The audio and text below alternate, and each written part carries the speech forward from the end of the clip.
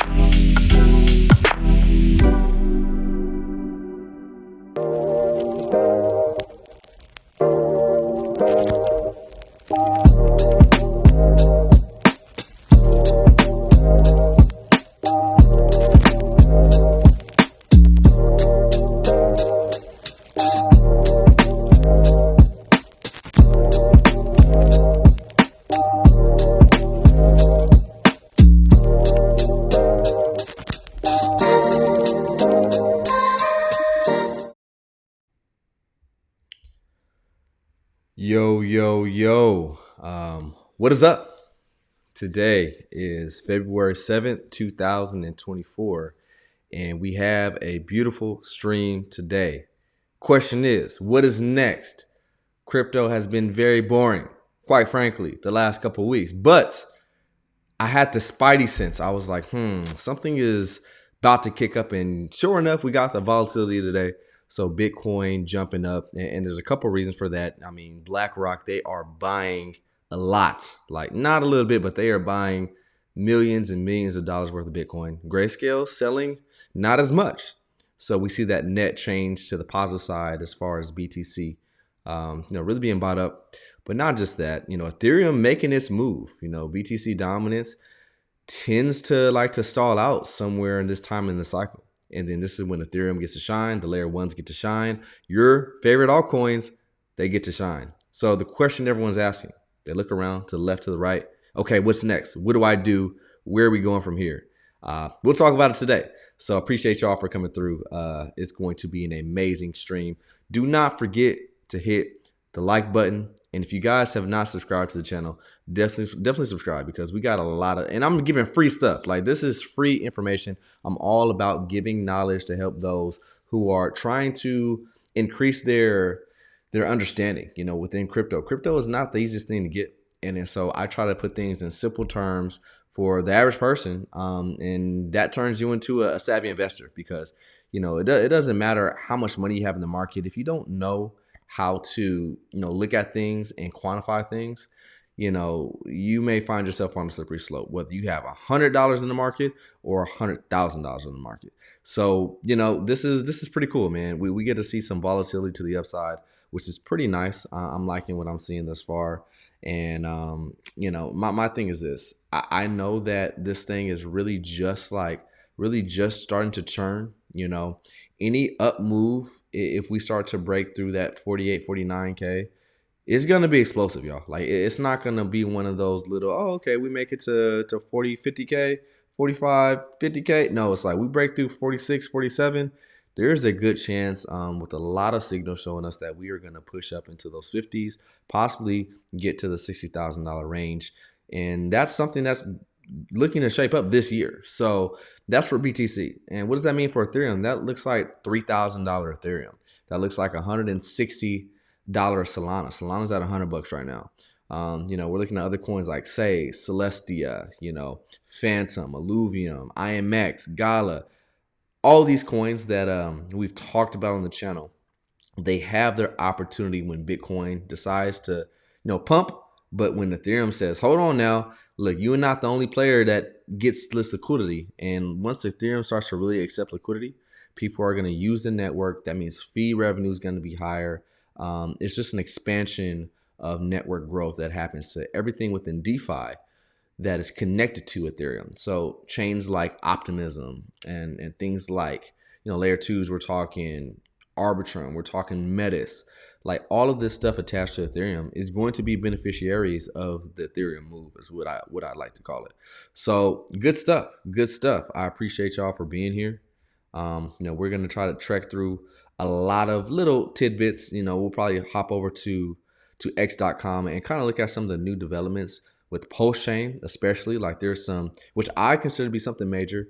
Coinbase, the largest US exchange, has listed post-chain and everything in the ecosystem. Now, is this like a post-chain listing where you can go and buy it? Not quite, but they are showing the price data for it. And so that's the first step. So it looks like we may be rocking and rolling here. And so, it's just one of those things that the longer that you're in markets, you tend to notice the small things. And the small things are what really help you understand the story behind what's going on and why they happen.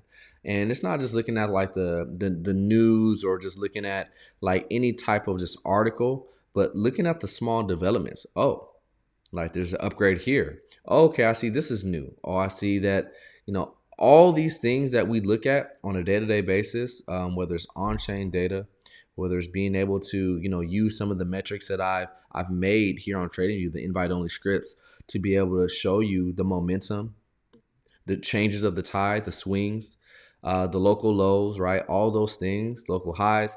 These are things that you want to have in your toolkit as a savvy investor. So that's what we're all about here in the vote. So I appreciate y'all.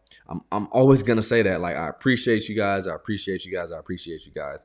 Because I know on this journey, those that pay attention, those that also take action and they stay consistent with it, they can write their ticket to the life that they want, in financial terms, And so everybody has different goals. I'm all about, hey, how do we achieve those goals? We do it the smart way, and we don't get too greedy. We don't get too carried away, but we're knocking it down and we're getting it done. So good stuff.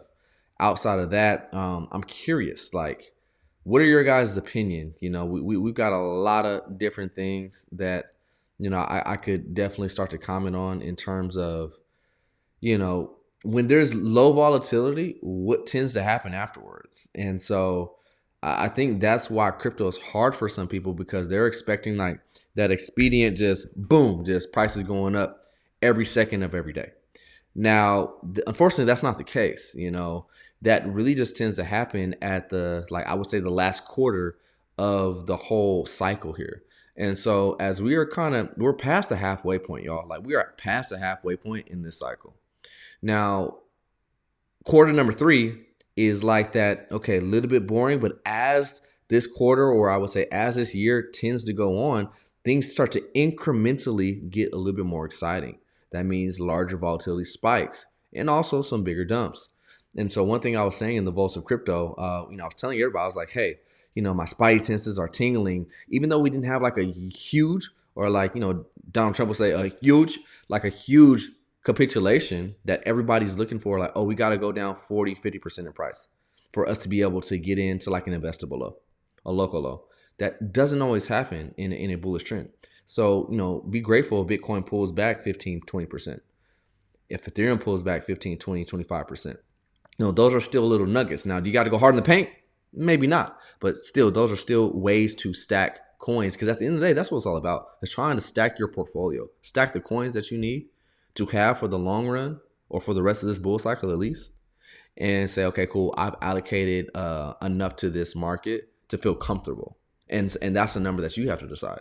And then so if you're waiting, bull like the bull run is not the time to just sit and wait until that perfect time. Investing is never that perfect, so we can like just pinpoint, all right, this exact moment, I'm going to put everything I have. I would say that would probably be the harder and yet less smart way to do it. The way to possibly go about it is the DCA. It's the routine. And then when you see something that's like, okay, this is like a meaningful, pullback, and we're talking 25, 30%, maybe 20%, somewhere in that range. Okay, cool. Now, you maybe take another additional, DCA into whatever you're trying to do. And that's just not for Bitcoin. That's for just anything that's trying to accumulate. And so, it's a good feeling, man. It's a really good feeling to be in this market and to really, be on the journey since the bear. Like I think that's like the most fulfilling part of seeing any type of upside action, being able to see how you just weather through the storm in the bear market. So literally seeing Bitcoin go from 69K to 15,000, seeing Ethereum go from like 5,000 to $900. So seeing and watching that, experiencing that, and then you see that stair step up. All right, now Ethereum went from 900 to 1,200, 1,200 to 1,500, 1,500 to 2,000. Now we're knocking on the door 2,500. Next is 3,000. Next is 5,000, and then so on and so forth. So seeing that climb back is a beautiful feeling, because that's just your net worth growing and growing and growing if you take action while things aren't getting too expansive to the upside. So, I know I'm on my soapbox to start, but I'm always just kind of thinking about this process. Investing is a whole process. People don't really have a chance to get that feeling until they've been in it or been doing it for years. But if you're in your like first 6 months, first 3 months, or first year of investing, understand that there's seasons, there's cyclical trends, there's aspects of saying, hey, this is not going straight up. There could be some dump before things get better. Regardless of the outcome, just understand that you are giving yourself an opportunity outside of just trying to work for your own money. Essentially, your money is working for you. So imagine your dollars, you're trading them for assets that can print you more dollars later on, but you have to have the patience, you have to have the process in mind and understand that these things typically take not just 1 year, 2 years, but even in some cases, if you bought the top in 2021, for things to come full circle for you, you might have to wait 4.5, 5 years.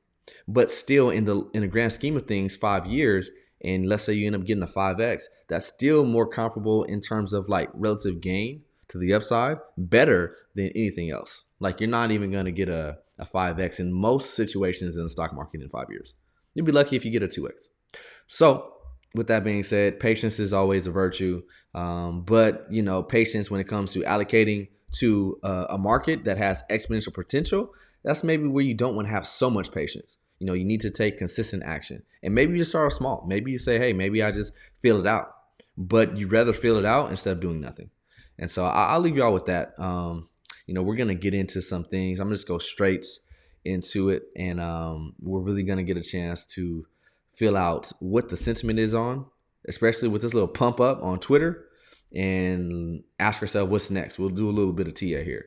So let's see what we got. Let's hop over to the presentation, and we got Bitcoin. So really quick, Bitcoin looking pretty nice. I mean, we're seeing Bitcoin almost getting back towards $45,000, and a lot of people got scared, just in simple terms, just because they seen that wick on this candle here with Bitcoin going to 49K, and they're like, oh crap, we didn't get to 50. Yeah, this thing's not looking so good. And then so yeah, we did have somewhat of a downwards trend. And then so if you're kind of looking here uptight, we had a moment in time where we broke that support that we had for quite a bit of time, for several weeks. But here's the thing: the market said no. We there's buyers here. There were people that wanted to go ahead and exchange whatever they had, for this Bitcoin at this spot price of about $39,000. And then so since then, we've just been kind of ranging here, really, and I've said this in weeks prior. It's like we've been sitting here for about like what 40 to 45K. And so the outlier price movement would be if we start to play around and have, we're talking maybe even like a week of candles above 45K. Now we're talking about, okay, that next move. And so if we kind of come here, we want to check the fear and greed, where currently we're at 70 for the fear and greed, which this is not extreme greed, but this is not like the basement of price with we having just a tremendous amount of fear. And so we're kind of right in the middle, like something that I mentioned in the private group earlier. I was saying like, hey, we're looking at a scale of 1 to 10. 10 basically being like we're extremely greedy, so super bullish, prices are rocketing, and 1 being like, hey, we have the biggest capitulation, you need to throw everything at this market, buy everything you can. We're probably somewhere around the 6, where we're sideways, but we have a little bit of a bullish tone. So that's kind of what a 6 is. A 7 is saying, okay, we've got some upwards action. 8, 9, and 10, all right, let's rock and roll. So that's kind of what we're seeing right now. And even if we do a fib retracement, so from this move from October to where we are currently, what do? We came through and we had good amount of support at this 382 level, and that is a typical amount of time, I would say, because now we're talking about from January 12th to the 24th, so almost a couple of weeks to kind of slow down. And a lot of this, you got to understand, a lot of this is for selling that we did have. Like, you got to understand that a lot of people on that GBTC trade, and a lot of the people who were holding different things through FTX, like they're like saying, hey, there's an opportunity so we can get rid of a lot of this Bitcoin and try to pay some of these people back, which they're doing the right thing, by the way, by doing that. But even the Celsius situation, they're trying to pay back creditors. Like, a lot of this is pent up sell pressure that's finally being released. But it's good that we get it out now instead of later on, right? We'd rather just get it out now. That way it makes it more bullish for us to go higher and much faster later. And then so this price action right here was nothing too significant. If we want to look at like where's the majority of the liquidity sitting from this move from October to today, we can see that we have a good amount of liquidity just right here. Like, if you kind of want to look at this, this is where we see the most action when it comes to people buying spot, right at about $43,000. And then so the longer that we spend time above it, the more credence that gets, like the more relative support that we have at that level if we start to linger above that point in price for a week. 2, the longer that we do that, the more relevant it becomes, basically. And so, the next batch of liquidity we would find is going to be at this lower level. So, and we can see how that easily lines up from this point here. And this is just like that slow grind up from late October all the way up into to January, essentially, 2024. We had that slow grind up, but on the way up there should be some support. And as you can see, we wicked right back down to this batch of liquidity and popped off of it, and now we're having a nice trend up. So this is a positive development. I did a stream the other day talking about stocks, the NASDAQ, all-time highs. We're talking about the SP 500, all-time highs, 52-week highs. And crypto is actually lagging behind that. So there's an arbitrage that actually gives crypto an opportunity to catch up. And so we know that as it catches up to its all-time high, its percentage gain is going to be much more fat, or much more of a larger percentage gain than anything else, any other asset. And so this is why we're in this race in these assets in particular. So Bitcoin is looking pretty good. Now let's talk about Ethereum. So Ethereum, on the other hand, is making a move here, y'all. Like, when you look at these markets every day, like I do, we're starting to see Ethereum try to change up the dominance routine, basically, where we've just been seeing Bitcoin just lead every charge. Now Bitcoin is up, right? But as you can see, Ethereum is actually getting closer to its local peak compared to where Bitcoin was. And so if we're looking at this on the daily, we have now, and we can look at the MACD, we have now gotten rid of this bearish trend, and then we've now blip to the the bullish trend, and we also have the moving averages going past the midline. So this is a good positive development, because typically when we have the moving averages go past the midline, we see situations like this, like so a point like right here where we had the moving averages go past the midline, and you see a nice expansion like how we had in October. Even little uptrends like this where we had the moving averages go past the midline in June of 2023. And let's even like look at this point here where we had the moving averages go past the midline on the MACD on the daily, right? So we got March, June, and October. So let's go and look at those months in particular. And what did we see from Ethereum? We've seen a very, very nice rally in price. So March, boom, what do we see? We see price literally go from just about $1,300, and it rounded out that move going to $2,100. If we go to June, we've seen like a nice opportunity, a nice investable low. Boom, we see it go from a price of, we're talking same thing, $1,600 and rally up to $2,000. So, really seeing these pivots. Especially if you ever see that the MACD is going negative with the moving averages on the daily chart, those are some solid DCA moments. Like, are they like the best capitulation lows? Of course not. No. That opportunity was more so towards the bear market, which, like we talked about, that $900 Ethereum, that opportunity was there. And you see the slow grind up. But, once again, even in October, and we had a double reading here. So if we want to look at the fear and greed index that we have coded up, the last time that we had an opportunity with the fear and greed index as low as October was a whole year prior, so like November of 2022. So this was an incredible opportunity to get your nice large DCAs into even Ethereum. And as you can see, we've come up to a little bit more greedy, but same thing. We're not the most greedy that we've been. We're sitting at about 70. So these are good positive developments. Things are trekking higher. Now, the question is, how far away is Ethereum to its all-time high in a percentage standpoint? So from a percentage standpoint, we need to go and make a move. We need a double, basically. So Ethereum is currently sitting just about like $2,400. For us to get back to the all-time high, we need about a 98% gain. And here's the thing. When Ethereum likes to take dominance and when the net flows really start to come in, and because you got to understand that there's some catalyst here. The ETF for Ethereum, the last time that the SEC can deny it is going to be in May. So you've got to kind of do a little bit of projection, as I'm always talking about. Like, these markets are very forward looking. So people are kind of saying, hey, how can I kind of get in on this? And these are people that are even buying Ethereum Grayscale. Like, because you got to understand, Grayscale has an Ethereum trust. So Ethereum trust that they're going to convert to an ETF. So these same market participants that did that arbitrage for BTC, that got it on discount when it was like 40%, 45% on discount compared to spot, same thing. People are doing the same thing for Ethereum. And what are they going to do? They're like, all right, cool. Now let's buy it up spot, right? Get everybody excited. So then they could potentially exit. And then so now would be the time if you're like saying, hey, I would really want to get an Ethereum back. Now would be the time, because what's next? Guess what? May's the last time that the SEC can say, you know what? We're going to postpone it, delay. And just like for Bitcoin, when they couldn't do it no more, guess what? They approved everybody.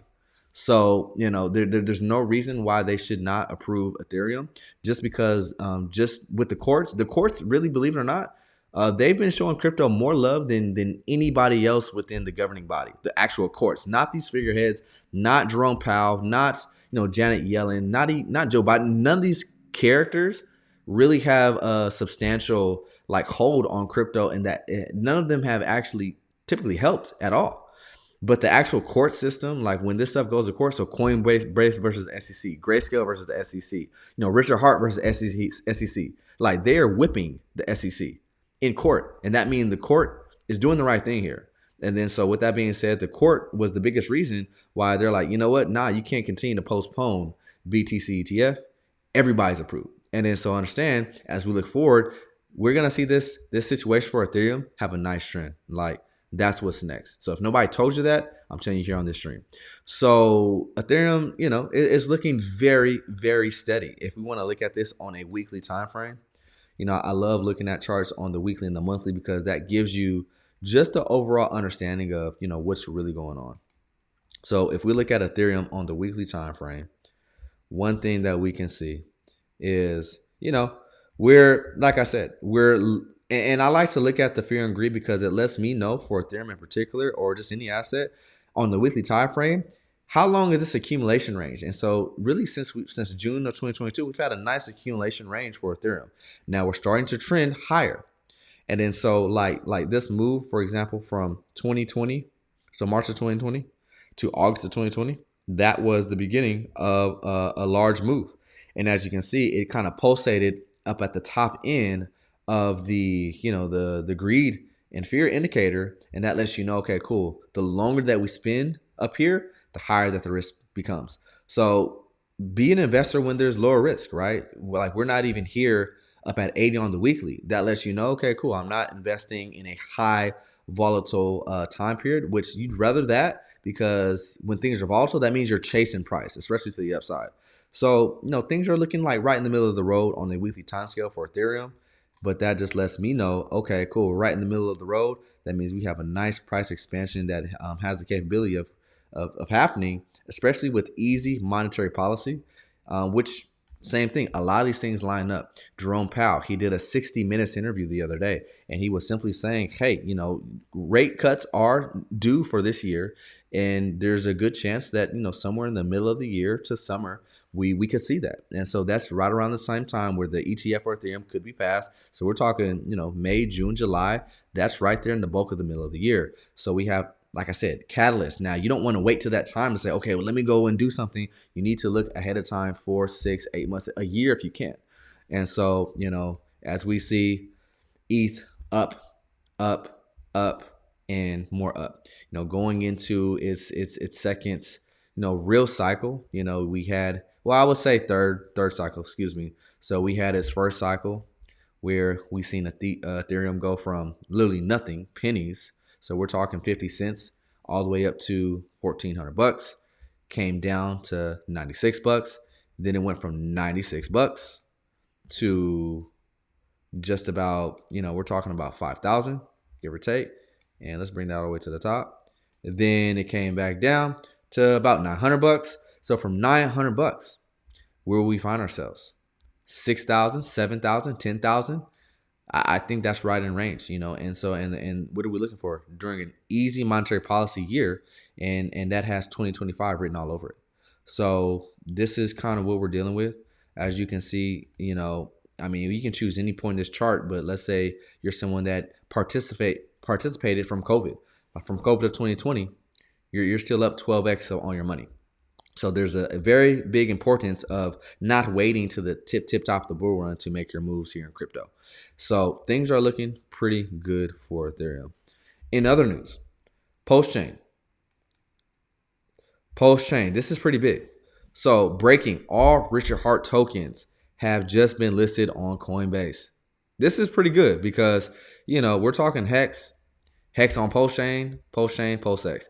These core four literally can take you to the promised land. Like, if you're like new to crypto and you're just like, yeah, I don't know what to do. First, you gotta learn how to do a little bit of DeFi, right? And if you don't know how, definitely join the Volts of Crypto. We can show you. It's pretty straightforward, but there is an onboarding process to do it the right way. And these coins, besides, regular Hex, eHex, these are all in their first cycle. Looking at the network adoption already, looking at the fervor within the community, looking at how many people are still not even aware of this, but understand when you got a lot of loud people on Twitter, people become aware. And that's what the Hex community is. They're very loud. And Richard is loud when he wants to be, but he has the things that back that up though. Flawless, because we're talking flawless uptime. Other chains have issues with that. Solana just had another, outage literally this week. And so now, does that affect price? No, not really.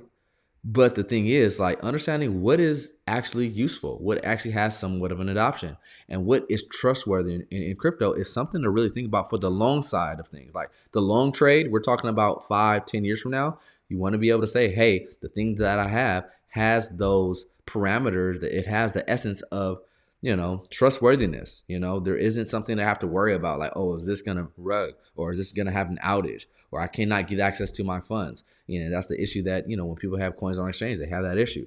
So, decentralized exchanges, DeFi cuts out a lot of that rigmarole, a lot of those issues of people controlling your finance. With DeFi, you can take control of your finance, but you got to be careful because not everything in DeFi is created equal. This is, I stand by it, y'all. I stand by it. Like, you have an opportunity, y'all. I'm going to say this here on stream. You have an opportunity.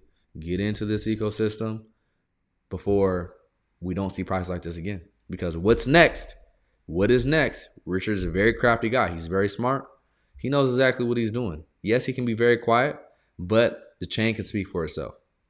But understand, when he gets loud again, it's for a reason. So I might be giving a little wink, wink, wink to those watching the stream, but there may be some rumblings of him coming out in the public and doing a little bit more. And every time he does that, prices tend to do pretty dang good. And what can we see? So, for example, what do we see from this new development? We see a lot of green for the post-chain ecosystem. As of today, we have 350,000 transactions and just about $35 million of volume, and that's pretty dang good. Like, that's actually outstanding, because what does that do? That puts post chain, we're talking as far as actual volume. And because here's the thing, Binance, that's just a whole bunch of Ponzi, and a lot of this stuff is fake. So fake volume. Even the same thing for some of these other chains like Base, fake volume. And so we're talking about like Ethereum and its compadre. So Ethereum, we're talking about, and because I really just consider these to just be Ethereum. So Ethereum, Arbitrum, we're talking Polygon and Optimism. So those four, I consider them to be one. Really, you're just looking at AVAX and Solana as far as other chains that are actually somewhat not actually tied to Ethereum directly, that are essentially doing their thing, but they've been out. All of these other chains have been out. AVAX have been out for years, right? Solana has been out for years. Postchain is the only one, and we're talking like truly, I call this number 5. Number 5 chain in its first year, and on a daily basis. We've seen much more than this. We've seen days where it's $70 million coming through here. But that's a positive development. We see a lot of green today. Let's see if we can scroll down and find Pulse and PulseX. So, we got PulseX. Let me see. And like I said, not everything is created equal. There's going to be a lot of things in this ecosystem that is just like, yeah, you don't want to touch with a 10-foot pole. But like the main ecosystem coins, we're talking PulseX, we're talking Pulse, PHEX. Let me see if I can find them. So let's see here. Positive momentum. And the easiest way to find them is see what has the most liquidity. So PulseX up first. Sitting right about, we're talking 4 zeros in a 4. And here's the beautiful thing about this. This is, now we can start to evaluate this on a weekly chart. Before, when this thing first was popping off, when it first came out, it was hard to get a really good look at it because simply we're looking at 4-hour charts. Now we can look at it weekly. We can look at, I'm talking a monthly chart here in a bit. But this is such a positive development as we are kind of looking at this. This is a very nice Elliott wave type move where you kind of see how we had that general pop off. You have those people that were like wrecked, that was like, oh snap, they got in late, or just like, they sacrificed, and they don't understand that, hey, this thing's gonna take some time to get going, right? But they capitulated, and those that didn't capitulate here, they had a little growth, and then they just want to just kind of get out and get as much as they can. Like, let me get some of my money back. So they capitulated here. But then we had a huge Chad candle in the Vaults of Crypto. I talked about, hey, you guys, like, this was the golden opportunity. November, December of 2023, and as you can see, we're talking PulseX doing numbers here. And like I said, crypto is one of the few assets, or really like the only asset, where just on a random whim, and I'm talking about a week, you can double your money 133% on that weekly candle in a week. 2 weeks, what did it do? It basically, did 340% gain. But what's nice to see is there wasn't that capitulation after this bullish move. So we had a bullish move here. We had a bullish move here. Obviously, the beginning, we had a bullish move. But after these, these bullish moves that we had, yeah, we had a nice wick, but we didn't continue to print red candles the weeks after. And then so now we're slowly grinding up, which is a really nice thing to see. And what we want to see is being able to test, because a lot of wicks, they go ahead and get broken through. And so it's nice to see that. If we want to put this on the daily, we got that support. And so what I'm looking for is, okay, where can we go next? So what's next? And what we can do, we can pull fib from that top part to this lower wick that we have down here. And let me see if I can make that adjustment to get this right. Boom. And then so the levels that we're looking at next, we're looking at the 1.6, the 2.6, and the 4.2. So and we can just put a relative box there, so that way we can kind of get an idea of, okay, a range. If this decides to break through those highs, let me find that box really quick. Here we go. So a relative area that we can be looking forward to what's next. And this is assuming that, Bitcoin is going to continue to hold. Ethereum is going to continue to make its move. We still have all-time highs for the NASDAQ and SP 500. If all that sustains over the next 30 days, it's very easy that we could see a post-chain with the price of, almost double from here. And then so what would that do? That would get us back above the sacrifice price. And if we find ourselves above sacrifice price, that's a nice development, because from the lows, you're literally pumping up on your 10x. If we get back to SAC, those people that took advantage all through this basin, they got their 10x in crypto. And this is just getting started. So yeah, this is a beautiful development. What's next is a lot of excitement. After low volatility, you're gonna tend to find some time of some volatility, and it's nice to see the first parts of that volatility is looking like it's being more to the upside to the downside as of today. And so we'll continue to watch this as it develops. So beautiful thing. We can come back and look at Pulse and even the incentive token. So the incentive token up 12%, Pulse X up 11%. If we are to, kind of look at PHEX as well, up 4%. But same thing, it's a beautiful system that we can actually come in and partake in staking as well. And so now this is kind of oscillating a little bit more. The chart looks a little bit different than Pulse X and Pulse, simply just because, this is actually half of the story. Like, because we have PHEX and then we have EHEX over on the other chain. So, but the net of what we're looking at is, a lot of consolidation. Like, we zoom in here, these are like key thing to remember when you have consolidation that's being held by support. So there's a difference between this pattern, so this flag here, so that flag, that pennant, versus this type of action where it's holding but consolidating. So two totally different things. This one is not as bullish. This one is more bullish, but as you can see, the breakout, right? So you have these connection points. As you can see, the breakouts come. And so we're getting very, very close to this showing us a very nice pattern. And then so the breakout, we may be looking at here in the next week of this wanting to make a move to the upside. And so these are just simple, easy, TA patterns to recognize. So Hex looking pretty good.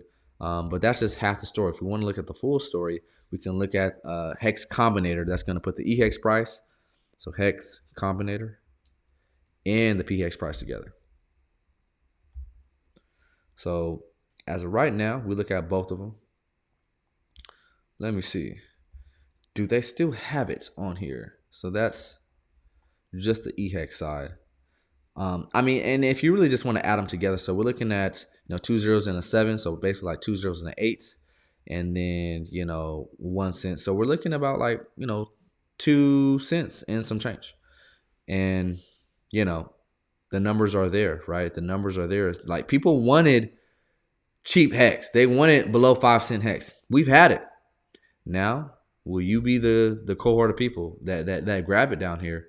Because when we get back to 20 cents and 30 cents and 40 cents, do the math. There's your 10x, there's your 20x. And so, that's not even going back to the all-time high. So beautiful thing to see some nice development here within the Pulse chain ecosystem. So, yeah, a lot of good stuff. Let me check some of the comments and see what we're talking about. What y'all got? How y'all feeling? What's good?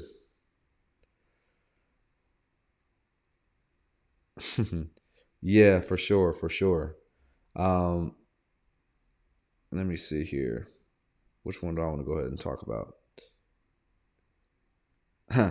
Oh, so Dan T asking if that's a dinosaur on the chart. So yeah, like basically the dinosaur took me a long time to understand. This is like, hey, the beginning. Like back in the day, like there was like, oh well, before everything there was dinosaurs. This lets you know the beginning of the actual chart. So right there, that little dinosaur lets you know that. So this is the very beginning, and that's you're gonna find that on every chart as you scroll back all the way to the left. So there's the dinosaur. But yeah, we got some nice development. So I'm gonna head over to Twitter here in a bit, but let's talk about something else real quick. So as we are intaking this market, as we start to get our plane in the air, like imagine you're on a jet, and the jet is no longer on the tarmac. Now it's starting to get in the air. You gotta understand that there's gonna be some turbulence now. The turbulence is the area that shake out the most people, and the turbulence is like analysis paralysis. So thinking too much, or the turbulence is like the fear. So it's like I'm not gonna do anything because of fear. The turbulence is literally like the most advantageous time to really build a good position, because you might have done a little bit in the bear market and be like, let me just nibble, nibble, nibble. But how to solidify a position is to see it through. And the turbulence, like so, the time where we are now is like how, like I said, we have liftoff. Well, we're not skying though. Like we're not just skying, going off to all time highs quite yet. But this is where the real investors get made. Like this is where you get forged, where you get hardened. If you guys remember when I was kind of just starting to stream, the "We'll Be Starting Soon" screen, that was a picture from one of my favorite video games from back in the day. So that was Fallout, and the whole premise of the video game Fallout was like, all right, we are in an oasis. Everything went to crap. Like the world is done. Now only the strong are gonna survive. You got to put your hard hat on. Like he's in like a full metal jacket. He's got his revolver. He's got his pet, and he's doing everything that he needs to do to survive. Discovering new land, all that kind of stuff. Like it's a great game. It showed me a lot of survival tactics. And on this earth, to be able to survive financially, here's the secret. The way to survive financially without having to break your back, it's investing. That's literally the secret. So if you guys didn't know that, I just basically gave the biggest gem. If you want to be able to sustain financially without breaking your back, and what I mean by that is having to go to work every single day, even in the days that you don't want to do it. Like, let's say you're just like, dang, I'm feeling under the weather. Yeah, you may have some sick days with your work, but could you possibly tell your work, hey, I want to take a whole 2 months off and then just be cool with that? Probably not, unless you own your own business. So I'm a big advocate of people owning their own business as well. But typically, you've got to sacrifice time. You have to sacrifice your life for this dollar that we're all trying to make. So how do you get the power back? How do you get your time back? The way that you get your time back is by being willing to say, hey, I need to trade this dollar for something that's going to hold its value better. And every single time I jump on stream, I talk about this because store value is very important. The dollar does not do store value very good.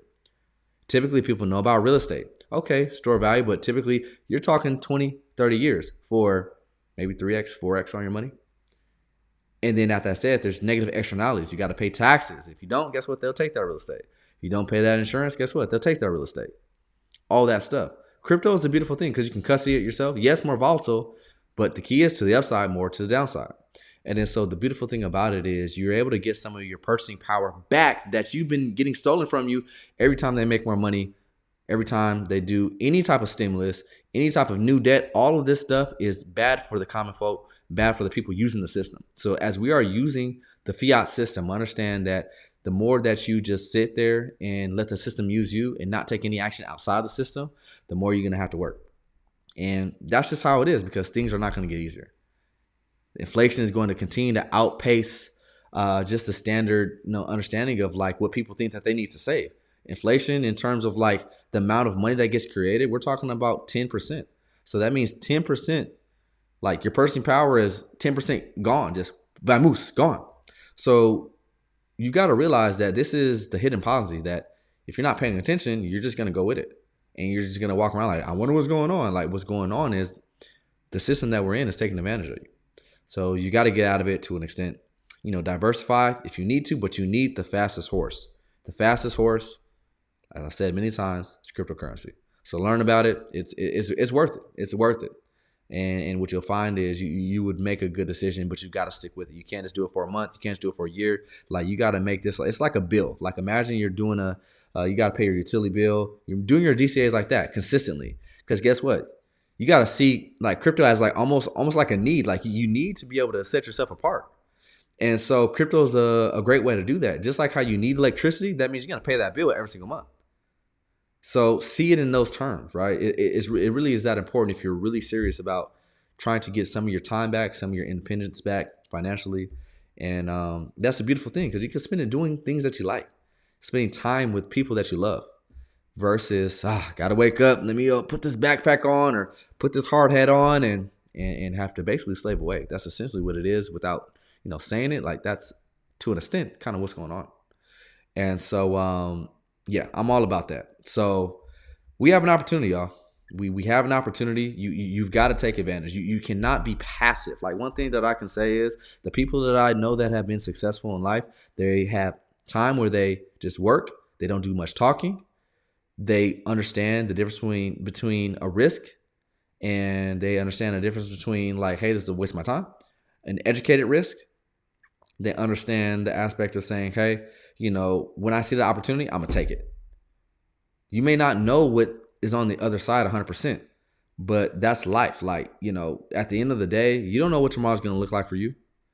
And so you need to spend some time in your life looking at different options to get your knowledge up and say, hey, I need to do something different. Because ask yourself this: if you feel like things are just going okay, like things aren't going good for you in whatever area, it may not just be financially, it may be spiritually, it may be mentally, emotionally. If you're just like, I feel like off a little bit, or things could be better, that means there's other opportunities that you have not seized yet.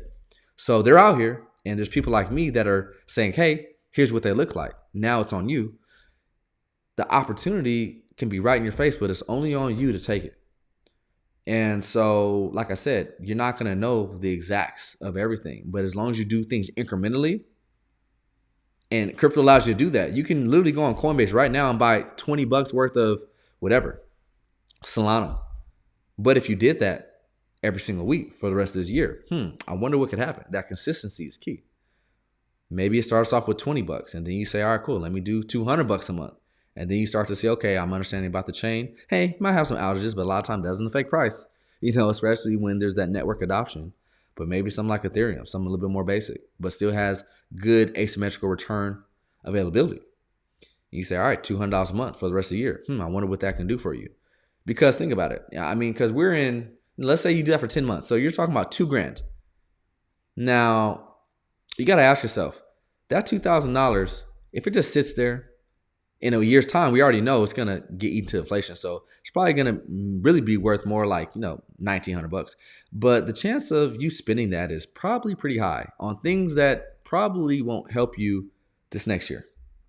But maybe you have goals and ambitions. Maybe you want more for yourself. Investing is going to be the way to do it. That's just how it is. So, a lot of things. Let me see. Let's check the chat.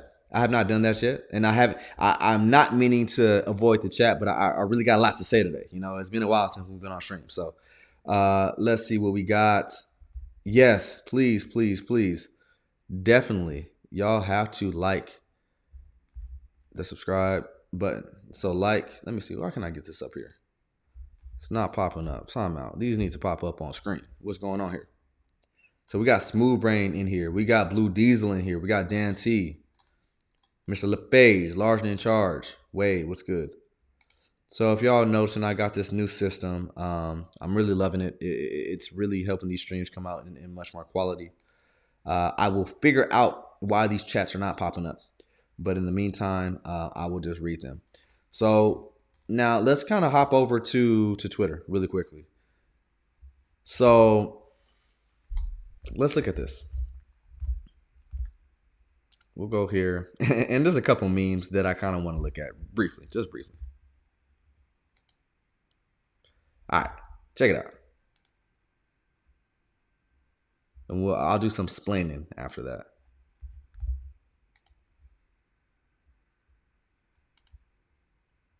Hey, you matter so much to me now.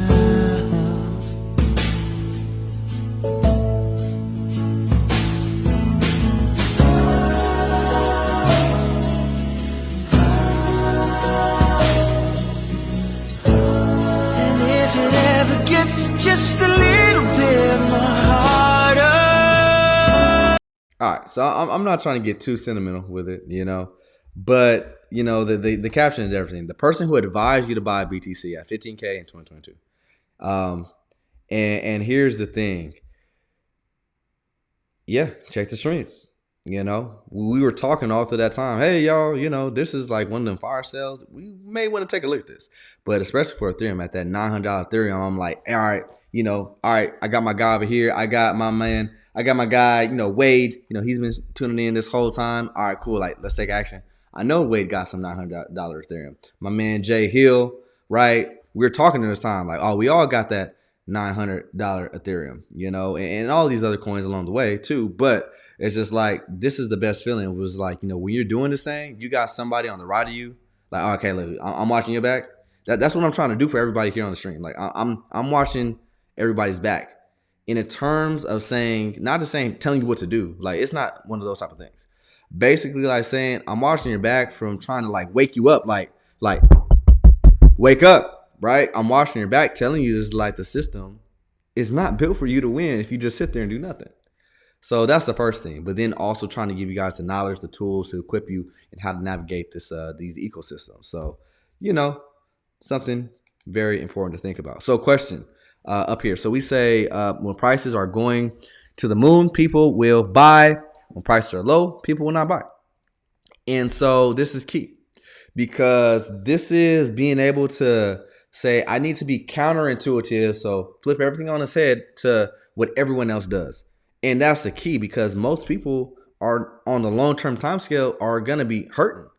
As this thing continue to get harder, most people are going to be hurting. So you can't be like most, you got to be like the opposite. So yeah, most people are going to think, okay, when things get a little fearful, prices are going down, I'm not going to buy. But it's just like, you have to trick yourself to say, I'm not caring about what my feelings are right now. I need to make an adjustment in my thoughts and say, all right, cool. Things are looking a little rough out here. Let me go ahead and buy something that I know I can hold. And it's about changing that psychological pattern in your mind, first and foremost, to be able to get you to make it through a cycle, And so these are learned behaviors. Everybody can get it. Everybody can get it. And yes, sir, we finally got my man in here. Thank you for coming through. Glad to have you, Jay Hill, in the chat. Appreciate you, bro. And thank you for the production. Yeah, the production is, we've gotten a nice little upgrade. We're trying to do better. So appreciate that. So now, as we kind of look through, and I want to see if I can find it. There's a lot of things on Twitter that is just like, as you're going through, and I'm not saying, pay attention to everything. Maybe there's certain things, but I try to look at like the craziness. One, how many people are feeling bullish? What type of things are people talking about? But Watcher Guru is one, too. I would say they're a good way to get a sentiment on, are they only talking about the positive things? And that if that's so, that means, okay, things may be looking pretty decent, because they really try to feed into like, all right, cool, prices seem to be going up. They try to paint the narrative, because narrative follows price, y'all. And then so what do we see? So we see MicroStrategy buying more Bitcoin, $37 million buy. Hey, this Mr. Saylor guy, this guy, look, a lot of people are like, this guy is doing too much. He should be buying more than just Bitcoin. I think probably doing more Ethereum than Bitcoin may make more sense. But hey, he's trying to get to the whole sound money narrative and all that stuff. So let's see here.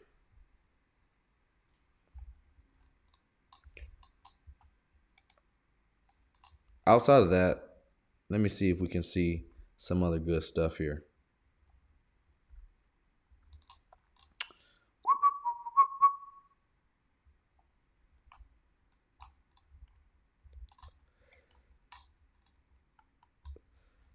Let's go back.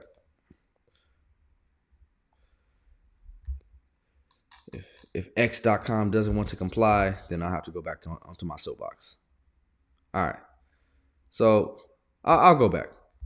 So we're seeing Mr. Saylor buying some more BTC.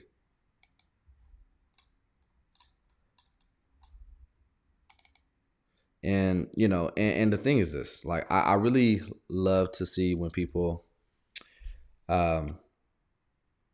when people look at MicroStrategy and they're calling them dumb, And I'm talking about like the average, companies or whatever the case is. Like there's other companies that are probably looking at MicroStrategy like, yeah, nah, I wouldn't do that.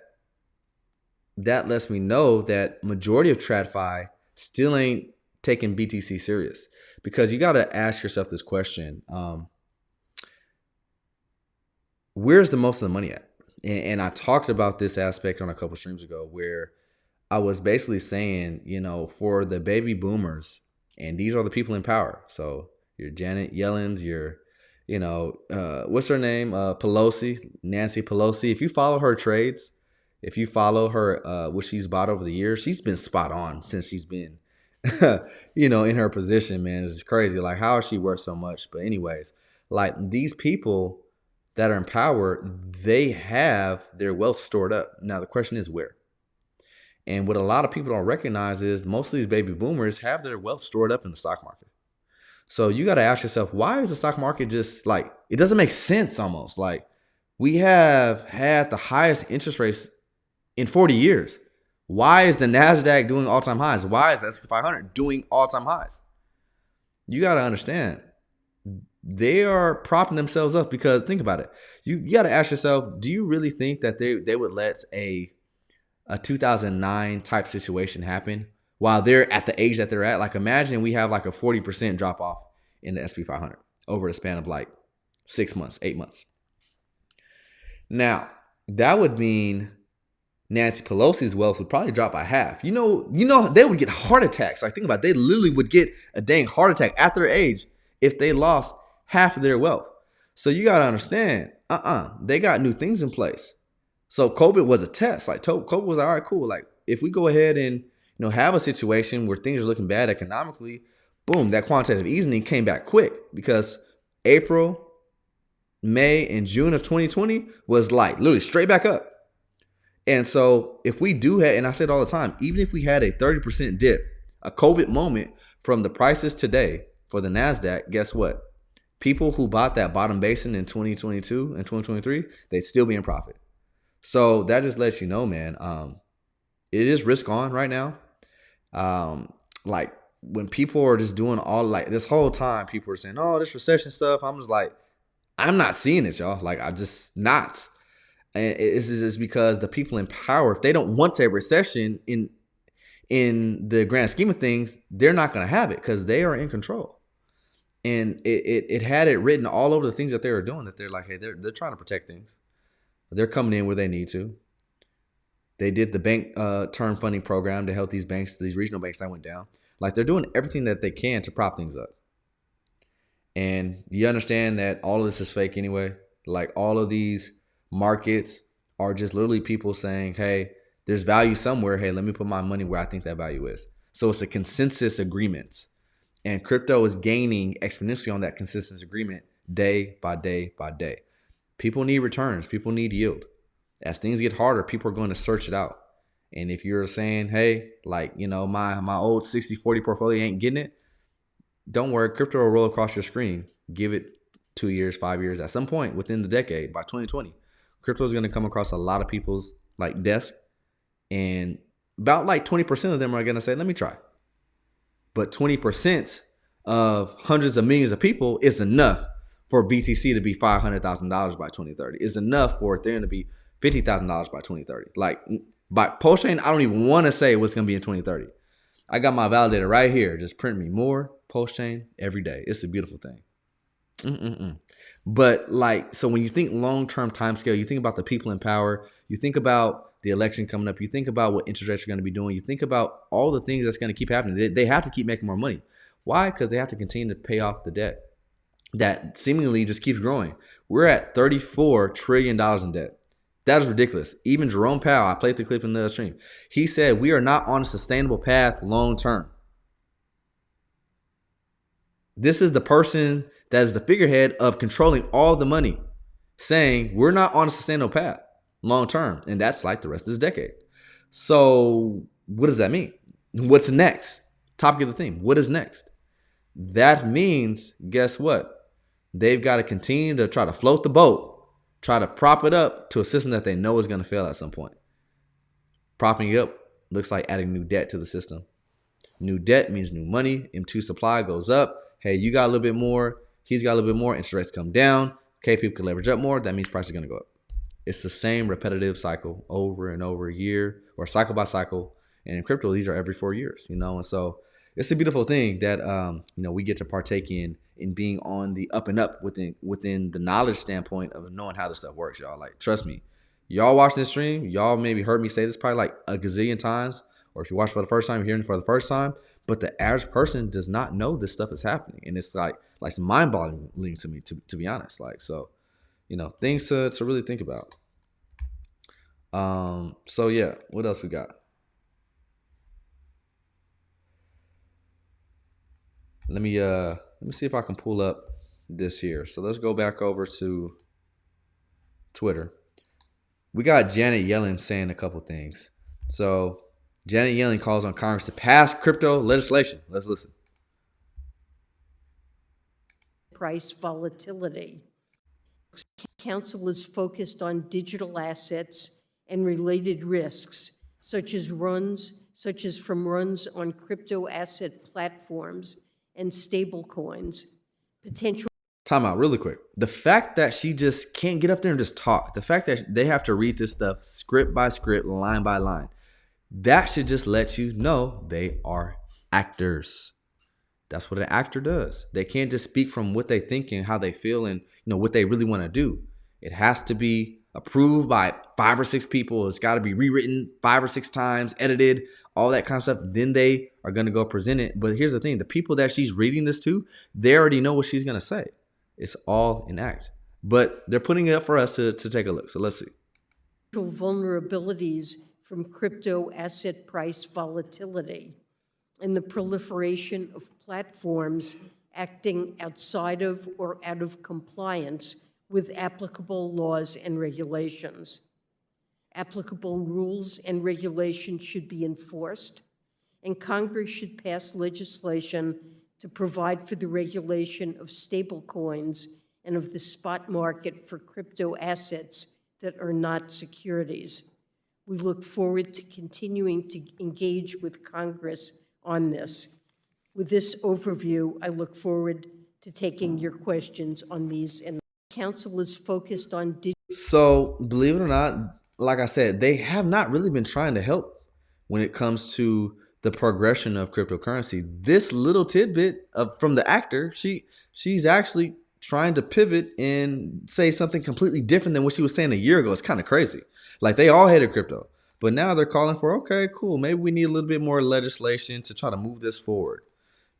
So interesting thing, to try to pay attention to. As we talked about Solana the other day, they had an outage, which, I mean, that's been plenty of outages.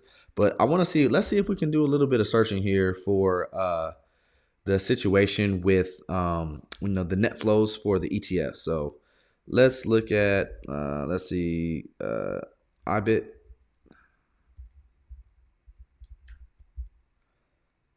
And see what that pops up for us. Probably nothing good. I gotta get a little bit more specific. So that is the Grayscale. I'm sorry, no, that is BlackRock. Here's what we're looking for. So this guy right here. So James. Don't know how to say his last name, but his name on X.com is JSEYFF. So he does a lot of good information, just giving us like a good look at what are the flows looking like for this whole situation with the ETF. And here's a nice thing here. Let me pop myself out the way. So here's a nice thing that we're seeing is the fact that we have some really, really, really nice inflows coming in. So we're talking, about IBIT, which is BlackRock, and Fidelity really come into play. Like today, they in conjunction together, they're literally pulling in like $540 million of volume. Now, how much of that is actual to the plus side? So if we want to look at this situation here, we have a good amount of that here in pink going to be net positive, with Grayscale still kind of having some net negative flows. But the overarching theme is, look, Grayscale was only able to have, just in total volume, 300 million almost there. So almost $300 million in volume. But then we've got $500 million in volume from these other two large players. So and that's the thing. I have a Fidelity account.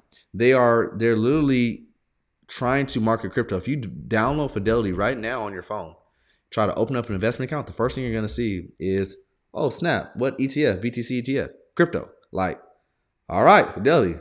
But they've always been into crypto for, I'm talking about 5, 6, 7 years now.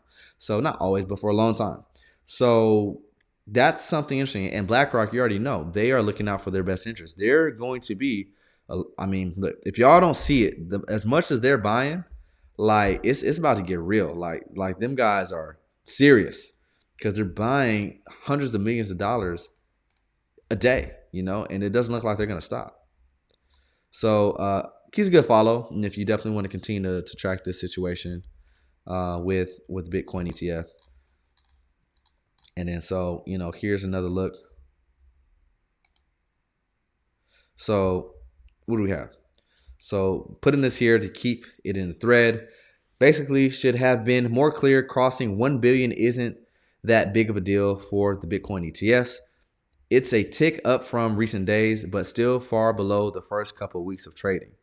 And so what are we looking for? We're really looking for, this hopefully to start to trend back up with, we're looking at like a lot of situations. We're looking at iShares, which is iBit, Fidelity, and then obviously Grayscale. If they decide to stop dumping and start buying at some point, we're looking at this to slowly start to trend to the higher side. So the last 2 days, the last trading days on the 5th and the 6th were the lowest of what we've seen. But now we've seen a nice uptick, especially from BlackRock, but then also Grayscale, as far as just volume again. And we see so Fidelity, a nice, close third, starting to, get some more money flowing within the market of the ETFs. And then so that's a good thing to see. Very, very, very good thing to see. What else we got? Any other information for today in regards to this ETF situation? As of right now, no, flows are looking a little bit more positive, and that's why we see, BTC trending up slightly, and we want to see more of the same. And understand, like I said, where is the money coming from? A lot of this money is coming from these institutions who are taking parts into getting into just spot markets, but also through the ETF as well. So nice positive developments.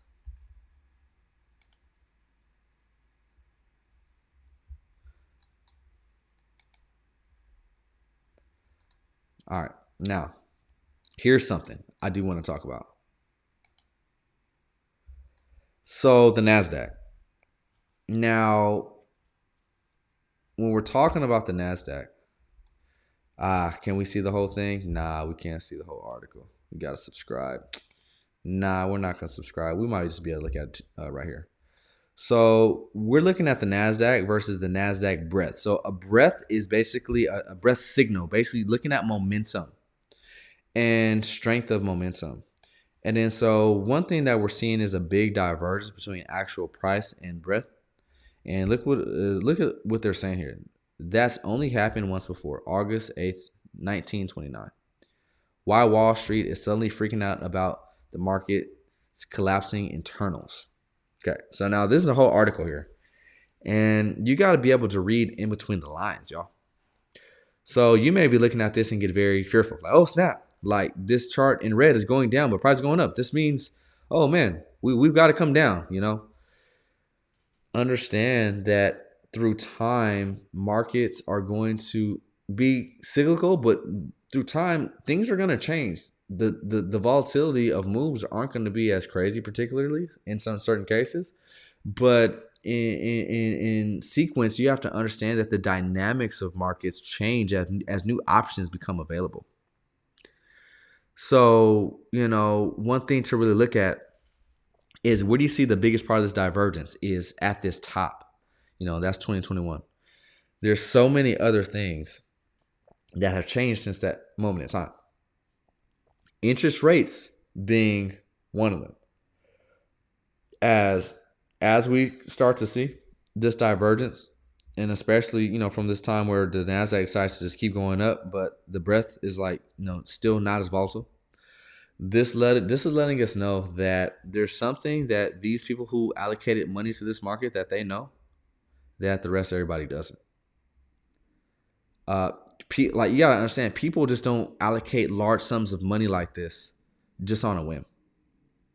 Because look how quickly we got, like, just in time wise, the amount of time that it took for us to go down to these lows from this peak, it took just about that same amount of time, maybe a little bit longer to get back.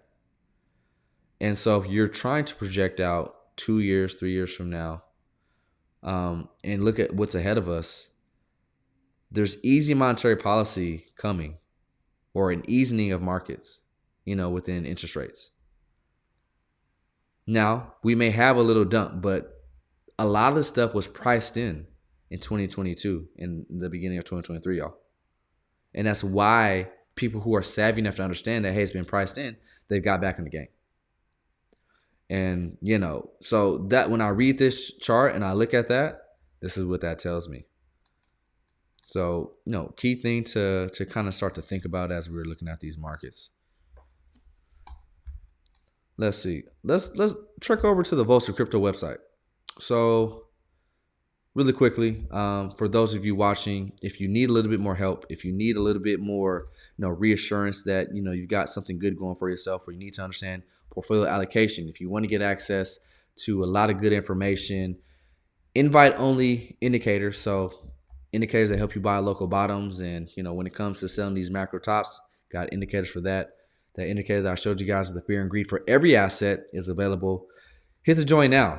We've got a great group in there, and definitely, you will not be in that position of saying, man, this stuff in here is too complicated for me. It's like, it's really one of those scenarios that we talk about everything from super simple stuff to the most advanced type stuff like liquidity pools and being able to staking and do all those kind of things, right? And then so this is once again, opportunity. As I talked about earlier, there's opportunities that you say, man, I'll think about it. Or you say, hey, well, at least let me start off and do little by little. So jump on opportunities when you see it. Here at Volster Crypto, we have that. But with that being said, we also have things like coming over here and looking at the Pulse chart for free. So same thing like I talked about, Pulse chain ecosystem looking pretty solid. And we're up 10%. That is a nice day. On the buy side, we've got $3 million of volume, which is pretty nice. So let's see if we can get this thing to load up for us.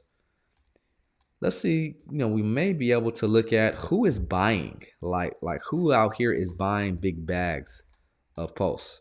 So let's kind of hit that filter button real quick. Let's see here. So we want to go to USD. Who is buying, let's say, a minimum of $100,000 clip? Do we have anybody doing that today? Maybe. Let's see.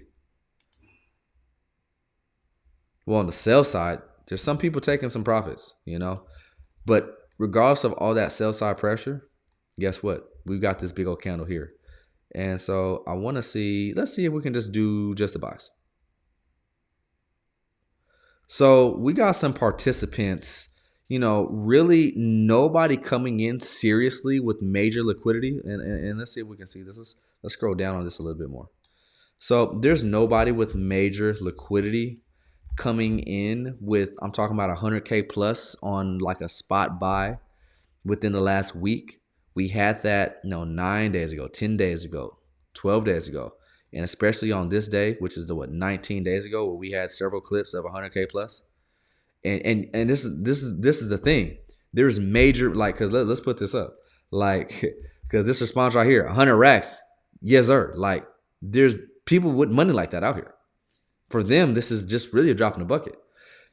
And so with that being said, here's the key thing. The moment that you set these filters, y'all, the moment that you see that first 100K clip, there's always more money that will follow it. Other whales will follow that first rambunctious whale, like how we seen on this day, several. So this first day, boom, on what is this, 19 days ago? So, if we were to kind of look at that 19 days ago, we're probably looking at like this candle here, where we just had, incredible upside, because what are we looking at? We're looking at the 7th. So let's actually look at 19 days ago. Because right now, currently, let's see if I can do a little bit of an idea of 19 days ago. So we got the daily chart up. 19 days ago, we're not even looking at any of these crazy Chad candles, right? And that's the thing. The large, like the whales get in earlier, believe it or not. The large Chad candles come after the whales start to get the excitement up. And so, we're probably looking at this candle here where things got bought up, and you see something bullish happens there after that. And so, as we look at these transactions, we're looking for more of that. Hopefully we see that within the next week or so, where you see somebody coming in with $100,000 clip or more. But then also you can look at these wallets, right? You can look at the wallet size. Hey, what are they doing? They're buying, right? And a lot of these guys may trade in and out. And so you want to, be able to delineate the traders versus the people that are buying and stacking up. So this guy has sold more than he's bought. And that's the thing. If they want to play around and do a whole bunch of selling, if they feel the gall within themselves to do it, all right, it's on them. But I know the big whales that are just accumulating, holding, they're the ones that are really going to kill it. Like there are people that are putting in a couple $100,000. They're going to come out of this thing maybe 2 years from now, 5 years, 10 years from now with, millions and millions of dollars, y'all. Like this is not a game. And so, it's nice to see this with, like I said, we don't even have $100,000 clip yet, but we have this positive price movement. So that's a gem. That's a good thing to see. What else can we look at? PostX, we looked at that earlier. We looked at PX. So a lot of good information here when it comes to the charts. One thing that we can also look at is let's go ahead. And I get asked about this all the time. Hey, how do I learn some basics? Some of the terms, all that kind of stuff. We literally have a learn section, which is very beneficial. So the learn section is probably like my most favorite part of what we're doing here. Because if we click on the learn section on the right tab, I put together this crypto glossary, which, for me, when I was learning and trying to just understand the basics, this was home. Like really understanding, hey, what is an address? All these airdrops that happen on Solana, what does that even really mean? What is an all-time high, all-time low? Really to even understand, hey, like how are those CBDCs developing and what do they mean to me? DYOR, this term used all the time, do your own research. And so all of these, amazing vocabulary words, it's kind of like going back to high school. Once you have the basics down, you really got that foundation. Metcalfe's law, this one is key. I'm actually going to read this one because this is what's going to be happening and what is happening on Postchain. So Metcalfe's law describes the value of a network, so aka Postchain or a blockchain, as the square of the amount of nodes connected to the network.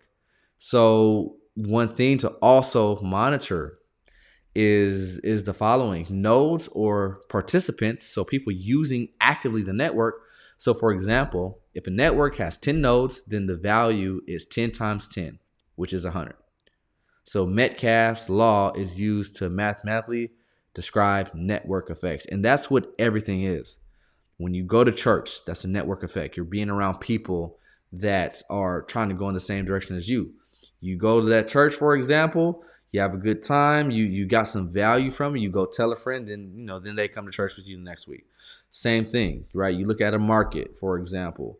All right, cool. You start to do pretty well in that market. You go tell a friend or two, they come to that market, they contribute, they're buying as well.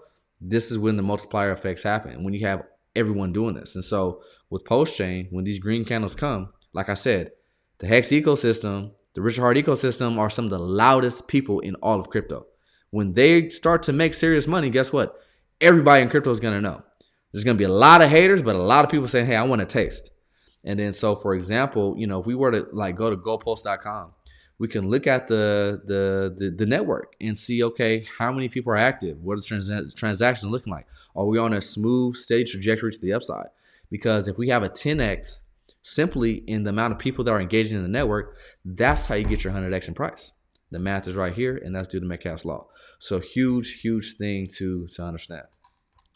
So, a lot of good stuff. What else we got? Let's see.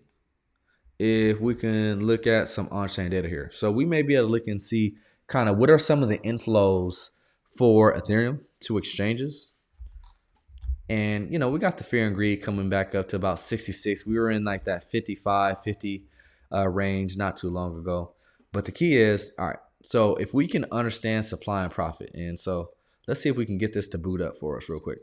So supply and profit, and same thing. I did a nice piece the other night for the Volta Crypto, so we can really take a lot of value from the on-chain metrics that we're seeing to know how to move right now in the market. And so one thing that we can quantify is the amount of people who are holding Ethereum that are in profit on a 7-day basis. And as you kind of look at this, y'all, like we're in the 90th percentile. And so that dynamic change really once we got into, really the new year. And this is something that you find when we see the start of bullish moves. We can really, look at a lot of data here. And so if you really want to go back and you start to say, okay, well, when we start to trek into the 90th percentile, so this is when you really see a nice bullish move. So for example, we're talking, August of 2020. That was really when Ethereum started to turn on, and so the longer that we stay up here, the more relevant it becomes. And so this is a nice development, and this is what's going to really say, okay, cool, we have some price stability at this higher, valuation. We're not at $1,000 no more. We're at $2,500. So, with that being said, the question is, will we ever have $900 Ethereum again? I don't think so. And like I said, I'm glad I participated because I was able to grab that. The best part about buying those investable lows, so for example, when we had that period of time where we just straddled where a lot of people were in profit on Ethereum, ranging in between like 97% to anywhere between like 75%, and then we broke that, and then we came and we capitulated down to where only like 45% of people were in profit. That's where that $900 Ethereum was. And so just like how we had this moment back in 2018 where like we're talking 25% of people were in profit there, that's when you had the opportunity for like that $8 Ethereum. And did we go back down to $8 Ethereum? Heck no. So this is what infinity profit looks like. Basically meaning you bought at such a good relative low cost basis that you will always be in profit on the long-term time scale. So a year, 2 years, 5 years, 10 years. As long as Ethereum is ticking and the network growth is happening, you could hold on to Ethereum for the next 10 years and you will be in. If you want to talk about being able to retire sooner than what you would have thought, buy Ethereum when it's not, at its like 97% people in profit, 99% people in profit. I'm even talking about even situations where we're talking about like 80% of people in profit. There's still opportunity. And so this is a nice risk adjusted way to kind of assess, what is it going on Ethereum, going based upon the on-chain metric of how many people are currently in profit on a 7-day basis. And even if we want to look at some of the volume, we can try to see what is the net inflows, because people don't track, net flows really, but we want to look at this volume. And same thing, this volume is on a smooth upwards trajectory to the upside. And then so this is a nice thing to see as we trek up week by week, month by month, the volume increasing on a 7-day basis. So there's some just basic on-chain data that's for free here on the site. But yeah, definitely lock in, tap on the services and join the group, y'all. Like this is one of those situations where it's now, or you say, dang it, I should have took the opportunity when I had the chance. You'd be looking back 6 months from now, a year from now, and Ethereum's gonna be at 3,000, $3,500. Bitcoin is gonna be at 55, 60K. And to really feel confident about the moves that you're making, getting in the Volta crypto is a good way to do that. So check it out. Y'all won't be disappointed. So with that being said, I think I'll finish up with this. So as we continue on in this time period, we have a little bit of excitement today. Don't get too, too excited and saying, okay, boom, we're going to go straight to 60K tomorrow. We may have some more volatility potentially to the downside as this week goes on, but we're looking at cyclical trends. So looking at, okay, what tends to happen in this part of the cycle over the next 2-3 months. Now, how can I position myself within that time frame? And being able to DCA while Bitcoin is not at all-time highs, while Ethereum's not at all-time highs, this is an opportunity. Now, if you're trying to be too particular, trying to get just like the best pricing, it may not happen. If you have the knowledge to look at certain metrics and quantify certain pivot points, for sure, do what you do. But for the average person, just getting in the market, just getting capital into the market, trading that nasty dollar for something that can benefit you, this is just what it takes. So it's really just say, hey, pressing that buy button on things that you've done the research on, things that you think that can maintain themselves through time. And we talk a lot about that stuff here on the channel, but plenty more inside the Vulture Crypto. So y'all be easy. I'm always gonna leave y'all with a sign off. Go work hard, go grind, put in those hours now. Do the hard work now so you could chill out later, and you'll be thanking yourself. So with that being said, I don't think we have anything else in the chat. I think we're good. So for sure, we'll jump on stream probably later this week. Definitely click that subscribe button if you haven't. And until next time, peace.